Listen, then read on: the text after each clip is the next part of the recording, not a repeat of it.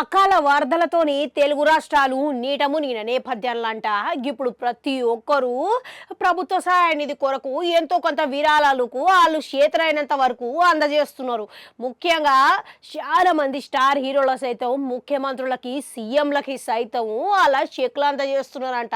ఇప్పుడు super star Mahesh Babu గిట్లా ఇక ప్రభుత్వ సహాయ నిధి కోసమని 60 లక్షలు ప్రకటించిందంట విరాళం కొరకు.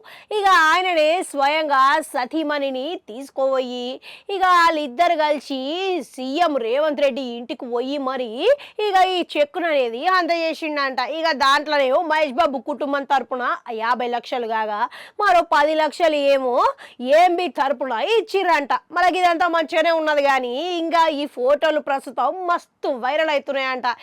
ఎందుకనంటే ఇక అందులో ఫోటోల మహేష్ బాబులు కనబడు తీరు మాత్రం చెప్పాల్సిన పనే లేదు. ఎందుకనంటే ఇక ఆయన కొత్త గర్వనుడు అభిమానులను మతి ఓగొడుతున్నాడు అనే మాట వినబడుతున్నది. ఇక హాలీవుడ్ స్టార్లకు సైతం మించిపోయిండు అనేది అభిమానుల మస్తు ఖుషిగా చెప్తున్నారంట. ఇక పొడవాటి జుట్టుతోని ఇక ఆ శైలి అయితే అదర ఓడుతున్నాడు అనుకోండి. మరో పక్క ఇక పొడవాటి గడ్డంతో ఇట్లా గట్టిగానే వేయించిండు మీసాలు గడ్డం గిట్లా. ఇంకా ఇంకో పక్కన చూసుకుంటే చాలా కాలంగా ఇక గిస్వంటి జుట్టుతోని కనబడ్డాడు కానీ గది ఇట్లా జరంతా గుబురు జుట్టుతోని కనబడ్డాడు. మళ్ళీ ఇప్పుడు ఎటకేలకు ఒక్కసారిగా నున్నగా దువ్వి గదేదో పెడతాడు అంటాడు చూడు. ఇక నున్న గానికే గది వెట్టి కనిపించేసరికి ఇక ఎన్నడూ లేని విధంగా మహేష్ బాబు దీంట్లో కనబడుతున్నాడు అనే మాట వినబడుతున్నది.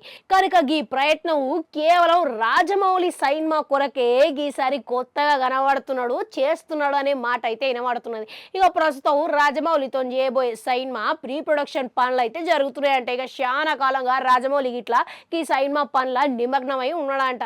ఇక సినిమాకి సంబంధించిన శిక్షణ వరకు ఇట్లా మహేష్ బాబు ఇప్పుడు నేర్చుకుంటున్నాడంట. ఇక మీరు గిట్లా గీన కనిపించుడు తీరు చూసిరా?